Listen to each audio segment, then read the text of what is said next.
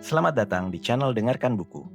Ini adalah audiobook The Count of Monte Cristo karya Alexandre Dumas. Bab 41. Perkenalan resmi. Ketika Albert tinggal berdua saja dengan Monte Cristo, ia berkata, "Count yang baik, izinkan aku memulai tugasku sebagai pemandu dengan menunjukkan contoh apartemen bujangan. Kau yang terbiasa dengan istana-istana di Italia, bisa menghibur diri dengan menghitung berapa kaki persegi luas tempat tinggal seorang pemuda Paris yang meski bukan yang paling mewah, masih termasuk nyaman. Saat kita berpindah dari satu ruangan ke ruangan lain, aku akan membuka jendela-jendelanya agar kau bisa bernapas lega." Monte Cristo sebelumnya telah melihat ruang sarapan dan ruang tamu di lantai dasar. Albert kini membawa ke ateliernya ruang favoritnya. Seperti telah disebutkan sebelumnya, Monte Cristo dengan cepat mengenali semua benda yang dikumpulkan Albert di sini. Lemari antik, porselen Jepang, kain-kain timur, kaca Venesia, senjata dari berbagai penjuru dunia, semuanya terasa akrab baginya. Dengan sekilas pandang, ia langsung mengenali usia, asal, dan negara pembuat setiap benda itu. Morcerf awalnya mengira dirinya lah yang akan menjadi pemandu. Namun justru sebaliknya, dialah yang di bawah bimbingan sang Count mendapat pelajaran mendalam tentang arkeologi, mineralogi, dan sejarah alam. Mereka turun ke lantai pertama. Albert membawa tamunya ke ruang tamu utama. Ruangan itu dipenuhi karya seniman modern, pemandangan karya Dupre dengan buluh panjang, pepohonan tinggi, lembu yang meringkik, dan langit yang memesona. Satria Arab karya Delacroix dengan bornoz putih panjang, sabuk berkilau, senjata Damaskus, dan kuda-kuda yang saling menggigit sementara para penunggangnya bertarung sengit dengan gada. Akuarel Boulanger yang menggambarkan Notre Dame de Paris dengan kekuatan yang menjadikan sang seniman setara penyair. Lukisan Diaz yang membuat bunga lebih indah daripada bunga asli dan matahari lebih cemerlang daripada matahari nyata. Sketsa de Camp yang warnanya sehidup karya Salvatore Rosa namun lebih puitis. Pastel karya Giraud dan Muller yang menggambarkan anak-anak seperti malaikat dan wanita dengan wajah perawan, serta sketsa-sketsa dari album perjalanan Dauzats di timur, dibuat dalam hitungan detik di atas pelana kuda atau di bawah kubah masjid. Singkatnya, semua yang seni modern mampu tawarkan sebagai pengganti seni klasik yang telah lama punah. Albert berharap kali ini ia bisa menunjukkan sesuatu yang benar-benar baru kepada sang musafir. Namun, betapa terkejutnya ia ketika sang Count tanpa mencari tanda tangan yang kebanyakan hanya berupa inisial, langsung menyebut nama setiap pelukis dengan yakin. Jelas sekali bahwa setiap nama itu bukan hanya dikenalnya, tapi juga gaya masing-masing telah dipelajari dan dihargainya secara mendalam. Dari ruang tamu mereka masuk ke kamar tidur, sebuah contoh sempurna selera dan keanggunan sederhana. Hanya ada satu potret di sana, ditandatangani Leopold Robert. Bersinar dalam bingkai ukir berlapis emas, potret ini menarik perhatian Count of Monte Cristo.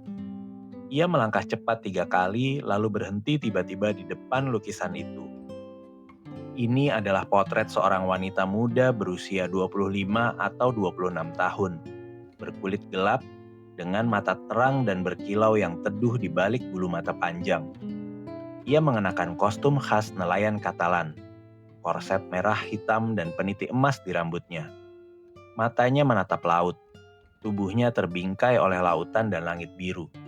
Cahaya di ruangan itu redup sehingga Albert tak menyadari wajah pucat yang tiba-tiba menutupi wajah sang Count atau gerakan gugup di dada dan bahunya. Sejenak hening, Monte Cristo menatap potret itu dengan intens. "Kau memiliki nyonya yang sangat memesona, Viscount," katanya dengan nada tenang sempurna. "Dan kostum ini pasti kostum pesta, sangat cocok dengannya." "Ah, Monsieur," jawab Albert, "aku tak akan memaafkanmu atas kesalahan ini jika kau pernah melihat potret lain di samping ini. Kau belum mengenal ibuku." Dialah yang kau lihat di sini. Potret ini dibuat 6 atau 8 tahun lalu. Kostum ini memang hanya fantasi, tapi kemiripannya luar biasa. Aku merasa ibuku masih sama seperti di tahun 1830. Komtes memesan potret ini saat Comte sedang pergi. Ia pasti ingin memberinya kejutan yang menyenangkan. Tapi anehnya, potret ini justru membuat ayahku tidak suka. Dan nilai artistiknya, yang seperti kau lihat adalah salah satu karya terbaik Leopold Robert, tak mampu mengatasi ketidaksukaannya. Sejujurnya, Monsieur de Morcerf memang salah satu anggota Dewan Bangsawan yang paling rajin. Jenderal terkenal dalam teori, tapi amatir seni yang sangat biasa. Berbeda dengan ibuku, yang melukis luar biasa indah. Karena tak tega memisahkan diri dari lukisan berharga ini, ia memberikannya padaku untuk ditempatkan di sini, tempat yang lebih jarang dikunjungi ayahku. Nanti akan kutunjukkan juga potretnya karya Gross. Maafkan aku membicarakan urusan keluarga, tapi karena aku akan memperkenalkanmu pada Comte, aku sampaikan ini agar kau tidak menyebut-nyebut potret ini. Lukisan ini seolah membawa pengaruh buruk. Ibu jarang datang ke sini tanpa menatapnya, dan hampir tak pernah menatapnya tanpa menangis. Ketidaksepahaman ini satu-satunya yang pernah terjadi antara Comte dan Comtesse. Pasangan yang meski telah menikah lebih dari 20 tahun, masih bersatu seperti di hari pernikahan pertama mereka. Monte Cristo melirik Albert dengan cepat, seolah mencari makna tersembunyi di balik kata-katanya. Namun jelas sang pemuda mengucapkannya dengan ketulusan hati. Nah, kata Albert, sekarang kau telah melihat semua hartaku. Biar kuserahkan semuanya padamu, seberapapun tak layaknya. Anggaplah dirimu di rumah sendiri. Dan agar kau makin nyaman, ikutlah aku ke apartemen Monsieur de Morcerf, ayahku, yang telah kuberitahu dari Roma tentang jasa-jasamu. Dan yang telah kuberitahu pula tentang kunjunganmu yang dijanjikan. Aku yakin, baik Comte maupun Comtesse sangat ingin berterima kasih langsung padamu. Aku tahu kau mungkin sudah jenuh dan adegan keluarga mungkin tak berarti banyak bagi Sinbad si pelaut yang telah menyaksikan begitu banyak hal. Namun, terimalah ini sebagai inisiasi ke dalam kehidupan Paris. Kehidupan penuh kesopanan, kunjungan, dan perkenalan. Monte Cristo membungkuk tanpa berkata apa-apa. Ia menerima undangan itu tanpa antusiasme, namun juga tanpa keberatan. Seperti menerima salah satu konvensi sosial yang dianggap wajib oleh setiap pria terhormat. Albert memanggil pelayannya dan memerintahkan untuk memberitahu Monsieur dan Madame de Morcerf tentang kedatangan Count of Monte Cristo. Albert lalu mengantar sang Count. Saat tiba di ruang depan, di atas pintu terlihat sebuah perisai dengan ornamen mewah yang selaras dengan perabotan lainnya, menunjukkan betapa pentingnya lambang keluarga ini bagi pemiliknya. Monte Cristo berhenti dan memeriksanya dengan seksama. Azure, 7 martlet emas tersusun diagonal, katanya. Ini pasti lambang keluargamu. Selain pengetahuanku tentang blazon yang memungkinkanku membacanya, aku sebenarnya awam dalam heraldik. Aku hanyalah seorang komte ciptaan baru, dibuat di Tuscany berkat komanderi Santo Stefanus. Dan aku tak akan repot-repot melakukannya jika bukan karena aku dengar bahwa saat bepergian, seseorang butuh gelar. Lagi pula, kau harus punya sesuatu di panel keretamu agar tak digeledah petugas bea cukai. Maafkan pertanyaan tak pantasku ini. Tidak sama sekali, jawab Morcerf dengan tulus. Kau benar, ini memang lambang keluargaku. Lebih tepatnya ayahku. Tapi seperti kau lihat, disatukan dengan perisai lain, merah dengan menara perak, lambang ibuku. Dari pihak ibuku, aku berdarah Spanyol, tapi keluarga Morcerf asli Perancis. Dan menurutku salah satu yang tertua di selatan Perancis. Ya, jawab Monte Cristo. Lambang ini membuktikannya. Hampir semua peziarah bersenjata yang pergi ke Tanah Suci menggunakan salib untuk menghormati misi mereka. Atau burung migran sebagai simbol perjalanan panjang yang akan mereka tempuh dengan sayap iman. Salah satu leluhurmu pasti ikut perang salib. Dan jika hanya sejak zaman Santo Louis saja, itu berarti kau bisa menelusuri silsilahmu hingga abad ke-13. Cukup tua memang. Mungkin saja, kata Morcerf. Ayahku punya silsilah keluarga di studinya yang bisa menjelaskan semuanya. Dan dulu aku sempat membuat catatan yang bahkan bisa membuat De Hausier dan Jacquard terkagum-kagum. Sekarang aku tak lagi memikirkannya. Tapi di bawah pemerintahan populer kita saat ini, orang mulai kembali tertarik pada hal-hal semacam ini. Kalau begitu, pemerintahmu sebaiknya memilih sesuatu yang lebih baik dari masa lalu daripada hal-hal yang kulihat di monumen-monumenmu, yang sama sekali tak punya makna heraldik. Tapi kau, Viscount, lanjut Monte Cristo kepada Morcerf, lebih beruntung daripada pemerintahmu. Lambangmu sungguh indah dan penuh imajinasi. Ya, kau berasal dari Provence dan Spanyol. Itu menjelaskan, jika potret tadi mirip aslinya, kenapa kulit gelap sang Katalan mulia itu begitu kukagumi. Dibutuhkan kecerdasan Oedipus atau Sphinx untuk mendeteksi ironi yang disembunyikan sang Count di balik kata-kata yang tampak sangat sopan ini. Morcerf berterima kasih sambil tersenyum, lalu mendorong pintu di bawah lambang keluarganya. Pintu yang, seperti telah disebutkan, menuju ruang tamu utama. Di tempat paling mencolok ruang tamu itu tergantung potret lain. Seorang pria berusia 35 hingga 38 tahun mengenakan seragam jenderal dengan epaulet emas berat yang menandakan pangkat tinggi. Pita Legion d'Honneur di lehernya menunjukkan ia seorang komandan.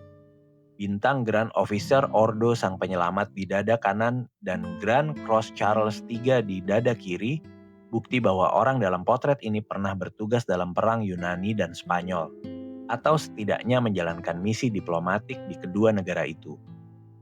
Monte Cristo memeriksa potret ini dengan ketelitian yang sama seperti sebelumnya. Saat tiba-tiba pintu lain terbuka, dan ia berhadapan langsung dengan Comte de Morcerf sendiri. Pria itu berusia 40 hingga 45 tahun, tapi tampak paling tidak 50. Kumis dan alisnya hitam pekat, kontras tajam dengan rambutnya yang hampir putih, dipotong pendek ala militer. Ia mengenakan pakaian sipil biasa, dengan pita berbagai tanda kehormatan di lubang kancingnya. Ia masuk dengan langkah cukup berwibawa, meski sedikit tergesa. Monte Cristo memandangnya mendekat tanpa bergerak sedikit pun, seolah kakinya tertanam di lantai. Matanya tak lepas dari Comte de Morcerf. Ayah, kata Albert, izinkan aku memperkenalkan Count of Monte Cristo, sahabat murah hati yang beruntung kujumpai dalam situasi genting yang telah kuceritakan. Selamat datang, Monsieur, kata Comte de Morcerf sambil tersenyum dan membungkuk. Engkau telah memberikan jasa luar biasa bagi keluarga kami dengan menyelamatkan pewaris satu-satunya. Dan untuk itu, kami akan selamanya berterima kasih. Sambil berkata demikian, Comte de Morcerf menunjuk kursi, lalu duduk di kursi lain yang menghadap jendela. Monte Cristo duduk di kursi yang ditawarkan, dengan posisi yang membuatnya tersembunyi dalam bayangan tirai beludru besar. Dari wajah Comte de Morcerf yang pucat dan penuh kerutan, ia membaca seluruh riwayat duka rahasia yang ditulis oleh waktu. Comtes sedang bersolek saat diberitahu tentang kunjunganmu, kata Morcerf. Tapi ia akan bergabung dengan kita dalam 10 menit. Inilah kehormatan besar bagiku, jawab Monte Cristo. Di hari pertamaku di Paris, bisa bertemu dengan pria yang kehebatannya sepadan dengan reputasinya. Dan kepada siapa nasib akhirnya adil. Tapi apakah nasib belum menyediakan tongkat marskal bagimu di dataran Mitija atau pegunungan Atlas? Oh, jawab Morcerf sambil memerah sedikit. Aku sudah meninggalkan dinas militer, Monsieur. Setelah restorasi, aku diangkat jadi bangsawan dan bertugas dalam kampanye pertama di bawah komando Marshal Bourmont. Aku seharusnya bisa naik pangkat lebih tinggi, dan siapa tahu apa yang terjadi jika cabang senior tetap berkuasa. Tapi revolusi Juli tampaknya cukup jaya untuk bersikap tak tahu terima kasih. Dan memang demikian pada semua jasa yang tak berasal dari era kekaisaran. Aku mengundurkan diri, karena setelah mendapatkan epauletmu di medan perang, Kau tak tahu cara bermanuver di lantai salon yang licin. Aku gantungkan pedangku dan terjun ke politik. Kini aku mencurahkan diri pada industri dan mempelajari seni-seni yang berguna. Selama 20 tahun bertugas, aku sering ingin melakukannya, tapi tak pernah punya waktu. Inilah gagasan yang menjadikan bangsamu unggul di atas yang lain, jawab Monte Cristo. Seorang bangsawan berdarah biru, pemilik kekayaan besar, rela memulai karir sebagai prajurit biasa, langkah demi langkah. Itu langkah. Lalu setelah menjadi jenderal, bangsawan Perancis, komandan Legion d'Honneur, kau rela memulai magang kedua tanpa harapan atau keinginan lain selain suatu hari bisa berguna bagi sesamamu. Itu bukan hanya terpuji, tapi luhur. Albert memandang dan mendengarkan dengan takjub. Ia tak terbiasa melihat Monte Cristo begitu bersemangat. Sayangnya, lanjut sang orang asing. Mungkin untuk mengusir awan kecil yang menutupi dahi Morcerf. Kami tidak bertindak begitu di Italia. Kami tumbuh sesuai ras dan spesies kami, mengikuti garis yang sama, dan seringkali kesia-siaan yang sama sepanjang hidup. Tapi Monsieur, kata Comte de Morcerf dengan menghela nafas, bagi pria sepertimu, Italia bukanlah tanah air. Prancis membuka lengannya untuk menerimamu. Jawablah panggilannya. Prancis mungkin tak selalu tahu berterima kasih pada anak-anaknya, tapi selalu menyambut orang asing. Ah, ayah, kata Albert sambil tersenyum. Jelas kau belum mengenal Count of Monte Cristo. Ia meremehkan semua kehormatan dan puas hanya dengan yang tertulis di paspornya. Itu komentar paling tepat, jawab sang orang asing, yang pernah kudengar tentang diriku. Kau bebas memilih jalur hidupmu, kata Comte de Morcerf, dan kau memilih jalan yang dipenuhi bunga. Tepat sekali, Monsieur, jawab Monte Cristo dengan senyum yang tak bisa dilukis pelukis atau dianalisis ahli fisiologi. Jika aku tak khawatir melelahkanmu, kata sang jenderal yang jelas terpesona oleh sikap sang Count, aku akan mengajakmu ke dewan. Ada debat yang sangat menarik bagi orang asing seperti kau. Aku akan sangat berterima kasih, Monsieur, jika suatu hari kau mengulangi tawaran itu. Tapi aku berharap bisa diperkenalkan pada Comtesse, jadi aku akan menunggu. Ah, ini ibuku, seru sang Viscount. Monte Cristo berbalik cepat dan melihat Madame de Morcerf berdiri di ambang pintu ruang tamu, di sisi berlawanan dari tempat suaminya masuk. Ia pucat dan diam. Saat Monte Cristo berbalik, lengannya yang entah mengapa bersandar pada tiang pintu berlapis emas tiba-tiba jatuh. Ia telah berdiri di sana beberapa saat dan mendengar kata-kata terakhir sang tamu. Monte Cristo bangkit dan membungkuk. Comtesse membungkuk balik tanpa berkata sepatah kata pun. Oh Tuhan, apakah kau sakit sayang? Atau apakah panas ruangan ini yang membuatmu tak nyaman? Tanya sang Comte. Apakah kau sakit, ibu? Seru sang Viscount sambil melompat mendekat. Comtesse tersenyum lemah lalu berterima kasih pada keduanya. Tidak, jawabnya. Tapi aku merasa terharu melihat untuk pertama kalinya pria yang tanpa campur tangannya kami pasti tenggelam dalam air mata dan kesedihan. Monsieur, lanjutnya sambil maju dengan keanggunan seorang ratu. Aku berutang padamu nyawa putraku, dan untuk itu aku memberkatimu. Kini aku berterima kasih atas kesempatan yang kau berikan untuk mengucapkan terima kasih ini. Dari lubuk hatiku yang paling dalam. Sang Count membungkuk lagi, lebih rendah dari sebelumnya. Ia bahkan lebih pucat daripada Mercedes. Madam, katanya, Comte dan Anda terlalu bermurah hati atas tindakan sederhana ini. Menyelamatkan nyawa seseorang, melindungi perasaan seorang ayah atau kelembutan seorang ibu bukanlah perbuatan baik, melainkan kewajiban kemanusiaan semata. Kata-kata ini diucapkan dengan kelembutan dan kesopanan luar biasa, dibalas oleh Madame de Morcerf. Sungguh beruntung putraku, Monsieur, menemukan sahabat sepertimu, dan aku bersyukur pada Tuhan atas hal ini. Mercedes mengangkat matanya yang indah ke langit dengan ekspresi syukur yang begitu tulus. hingga sang Count mengira melihat air mata di sana. Monsieur de Morcerf mendekatinya. "Madam," katanya, "aku sudah meminta maaf pada Count karena harus meninggalkannya. Kini kumohon kau lakukan hal yang sama. Sidang dimulai pukul 2. Sekarang sudah 3 dan aku harus berpidato." "Pergilah Monsieur, dan aku akan berusaha sebaik mungkin melupakan ketidakhadiranmu," jawab Komtes dengan perasaan mendalam yang sama. Lalu berpaling ke Monte Cristo. Ia melanjutkan, "Maukah kau memberi kehormatan menghabiskan sisa hari ini bersama kami?" "Percayalah madam, aku sangat berterima kasih atas keramahanmu. Tapi aku baru saja turun dari kereta perjalananku di depan pintumu pagi ini. Dan aku belum tahu bagaimana aku ditempatkan di Paris, kota yang nyaris tak aku kenal. Ini memang kekhawatiran kecil, tapi bisa dimengerti." "Kita akan senang bertemu lain kali," kata Komtes. "Kau berjanji?" Monte Cristo membungkuk tanpa menjawab, tapi gerakannya bisa diartikan sebagai persetujuan. "Aku tak akan menahanmu lebih lama, Monsieur," lanjut Komtes.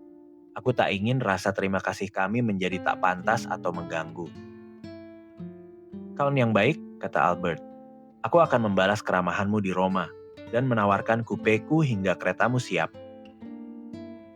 "1000 terima kasih atas kebaikanmu, Viscount," jawab Count of Monte Cristo.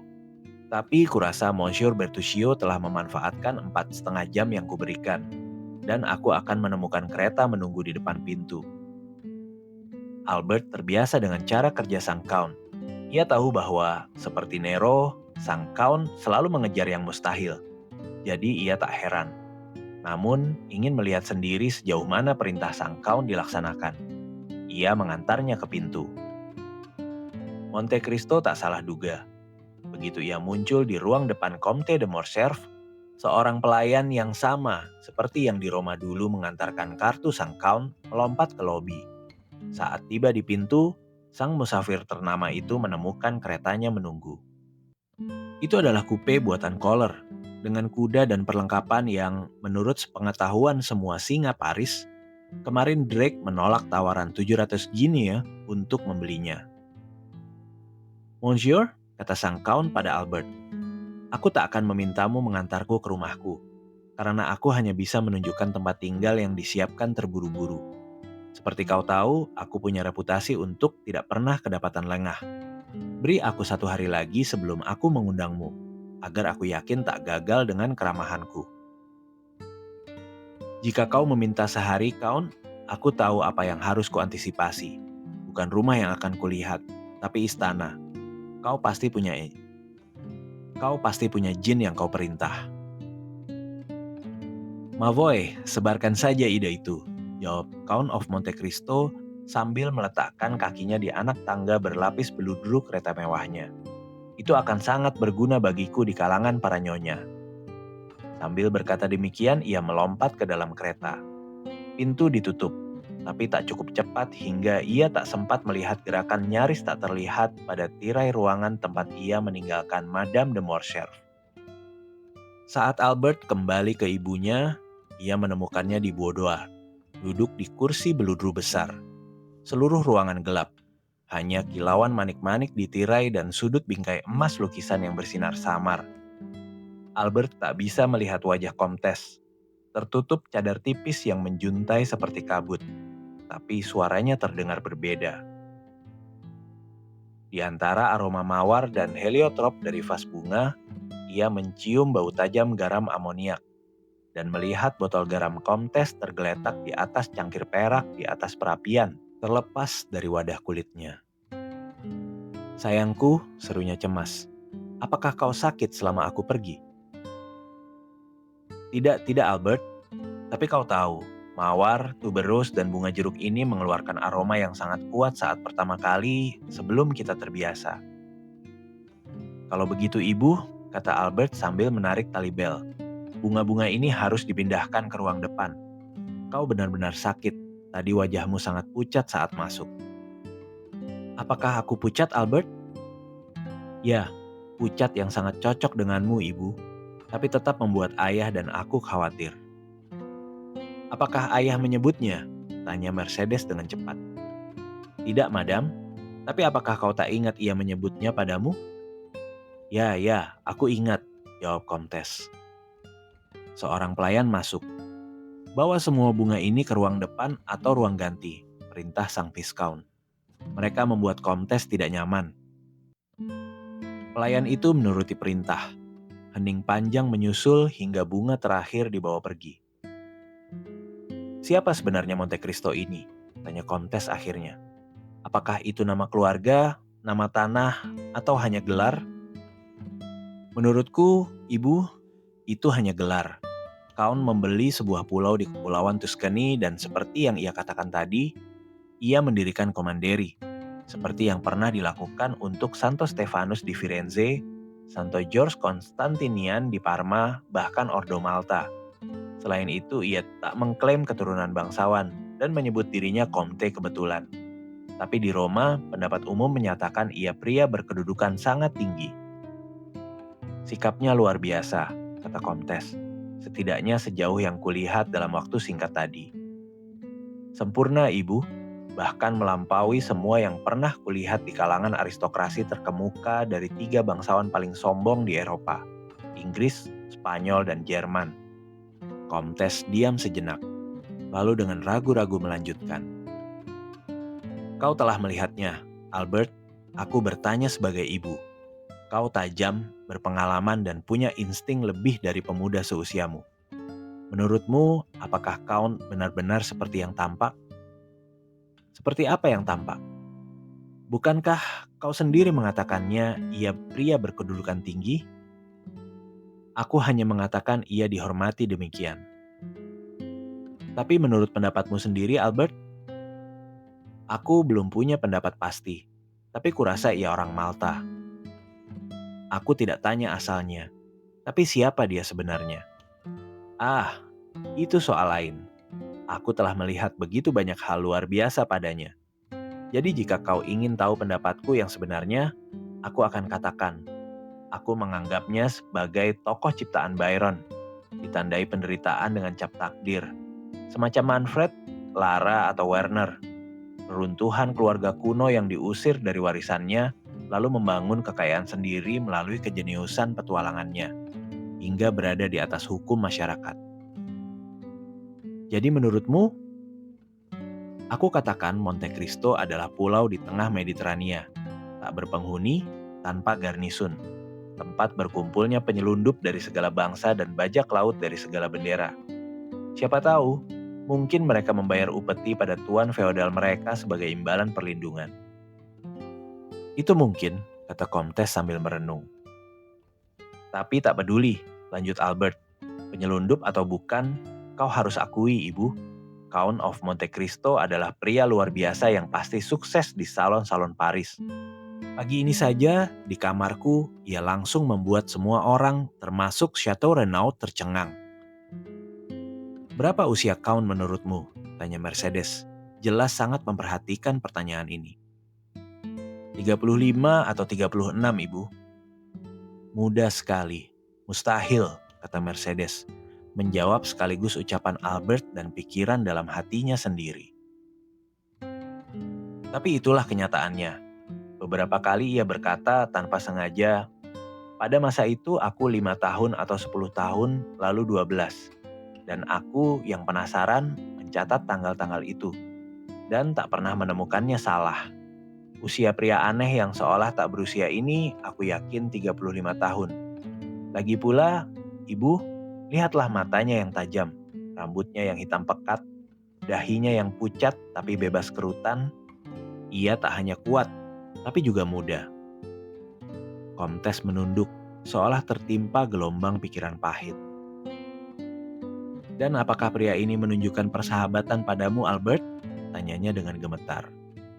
Kurasa begitu. Dan apakah kau menyukainya? Ya, ia menyenangkanku. Meski Franz d'Epinay berusaha meyakinkanku bahwa ia makhluk yang kembali dari dunia lain. Komtes bergidik. Albert, katanya dengan suara bergetar. Aku selalu memperingatkanmu tentang kenalan baru. Kini kau sudah dewasa dan bisa memberiku nasihat. Tapi tetap kuingatkan, Berhati-hatilah. Tapi ibu, agar nasihatmu berguna, aku harus tahu apa yang harus kuhindari. Count tak pernah berjudi, hanya minum air murni dengan sedikit sherry, dan begitu kaya hingga mustahil ia meminjam uang dariku sebagai lelucon. Apa yang harus kutakuti darinya? Kau benar, kata Kontes. Ketakutanku lemah, terutama terhadap pria yang menyelamatkan nyawamu. Bagaimana ayahmu menerimanya, Albert? Kita harus lebih dari sekedar ramah pada Count. Monsieur de Morcerf kadang sibuk. Urusannya membuatnya termenung, dan mungkin tanpa sengaja. Sikap ayah sempurna, madam, jawab Albert. Bahkan ia tampak sangat tersanjung oleh 2 atau 3 pujian yang Count berikan dengan sangat terampil. Seolah mereka sudah kenal 30 tahun. Setiap pujian kecil itu pasti menyenangkan ayah, tambahnya sambil tertawa. Mereka berpisah sebagai sahabat terbaik, dan Monsieur de Morcerf bahkan ingin mengajaknya ke dewan untuk mendengarkan para pembicara. Kontes tak menjawab. Ia larut dalam lamunan, hingga matanya perlahan tertutup. Albert berdiri di depannya, memandang dengan kasih sayang seorang anak pada ibunya yang masih muda dan cantik. Saat melihat ibunya tertidur, napasnya tenang, ia keluar dengan hati-hati, menutup pintu dengan perlahan. Setan ini, gumamnya sambil menggeleng. Dari awal kuduga ia akan bikin sensasi di sini. Aku ukur pengaruhnya dengan termometer paling akurat. Ibuku sudah memperhatikannya, jadi ia pasti luar biasa. Ia turun ke kandang kuda. Sedikit kesal saat teringat bahwa Count of Monte Cristo telah memiliki kereta yang membuat kuda-kudanya turun ke peringkat kedua di mata para ahli. Jelas sekali, katanya. Manusia memang tak diciptakan sama. Aku harus minta ayah mengembangkan teorema ini di Dewan Bangsawan.